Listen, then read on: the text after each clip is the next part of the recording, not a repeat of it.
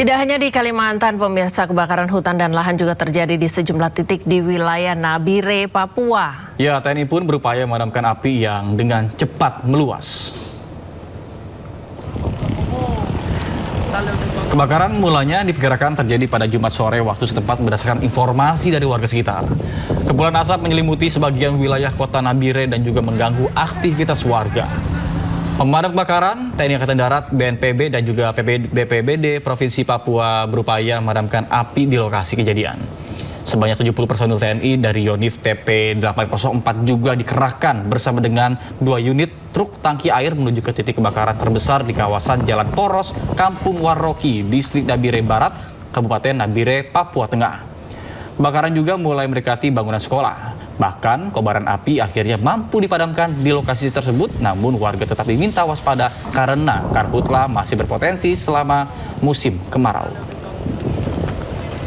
Disinilah tempat yang terjadi pusat kebakaran di sini. Apinya banyak menuju ke kota.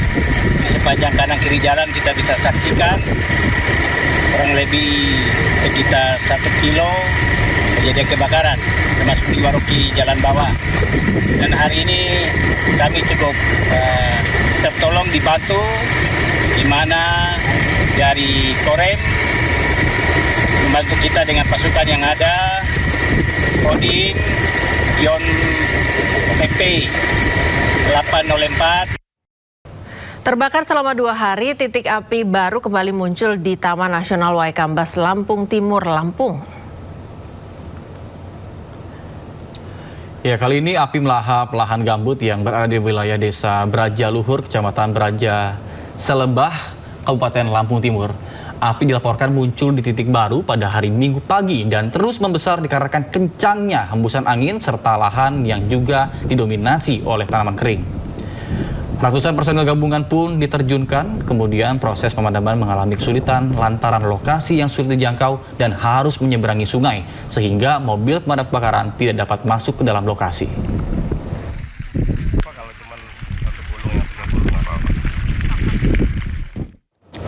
Api karhutla mulai dicari pelakunya dari pembakar lapangan hingga korporasi. Lantas seberapa serius negara membongkar dalang di balik kobaran api ini dan mampukah permasalahan karhutla ini terus terjadi setiap tahun bisa teratasi? Dan berikut dialog rekan Camar Haenda dengan juru kampanye hutan Greenpeace Indonesia, Belgis Habibah.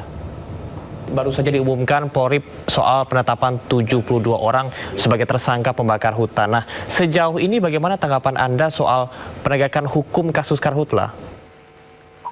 Ini sebenarnya pembahasan yang menarik gitu ya, yang selalu terjadi. Mungkin saya akan kembalikan ke 2 tahun lalu ada 11 orang warga Sumatera Selatan yang kemudian menggugat korporasi yang konsesinya terbakar gitu. Tapi sampai hari ini sebenarnya kami masih menunggu kasasinya seperti apa, karena kemudian 11 orang warga ini dianggap tidak punya legal standing gitu ya, padahal sudah jelas bahwa konsesi perusahaan ini, 3 perusahaan yang digugat oleh warga ini mengalami kebakaran berulang di 2019, di 2023 gitu.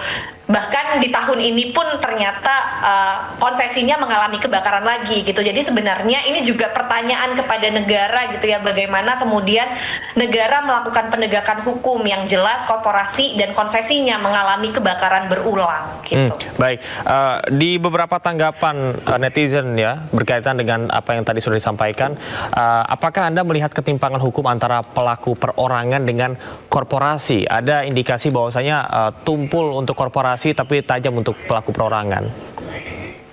Sejauh ini memang seperti itu. Yang paling sering disalahkan adalah masyarakat gitu ya, bahwa masyarakatlah yang membakar dibandingkan dengan korporasi yang kemudian konsesinya mengalami kebakaran berulang gitu.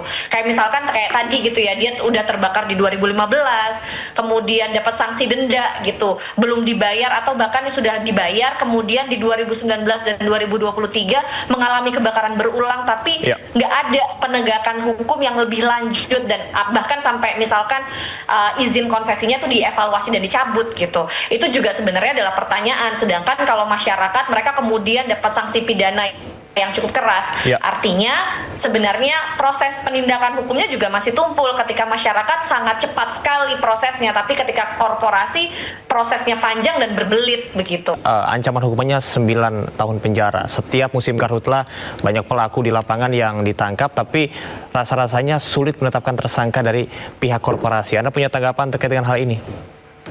Ini kita nggak bisa melihat dari satu sudut pandang begitu ya. Ya. Kenapa kemudian masyarakat paling sering dikenakan atau enggak dalam konteks hukum mereka paling sering mendapatkan hukuman gitu ya dalam konteks pidana. Sebenarnya begini, akar masalah karhutla di Indonesia terutama adalah kerusakan lahan gambut gitu. Dulu masyarakat ini punya kultur gitu ya membakar lahan, tapi saat itu kondisi gambutnya masih baik gitu, masih alami, masih basah. Tapi ketika lahan gambut dibebani izin dan untuk bisa ditanami, maka ada proses kanalisasi untuk mengeringkan gambut ini, dan itu dilakukan oleh korporasi.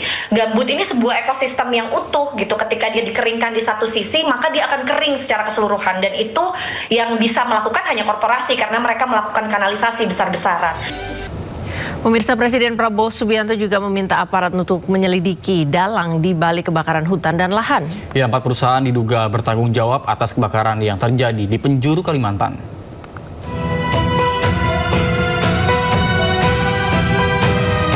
Kebakaran hutan dan lahan di Kalimantan terus meluas. Di Palangkaraya, kebakaran semakin mendekati rumah warga. Asap yang menyelimuti sejumlah kota di Kalimantan membuat warga alami gangguan pernapasan. Pemerintah pun langsung bergerak untuk mencari dalang di balik pembakaran kebakaran hutan. Hasilnya, 2 orang yang diduga sebagai pelaku pembakar lahan di Palangkaraya ditangkap polisi. Saat ini yang sedang kita lakukan melakukan pemadaman, sekaligus juga kita melakukan penyelidikan investigasi terkait dengan peristiwa yang terjadi. Ini beberapa nama juga kita amankan. Sementara itu, dalam rapat koordinasi yang digelar di Kalimantan Barat, Presiden Prabowo Subianto meminta untuk menindak tegas seluruh pihak yang terlibat dalam kebakaran hutan. Saat ini, ada 4 korporasi di Kalimantan Barat yang diduga terlibat.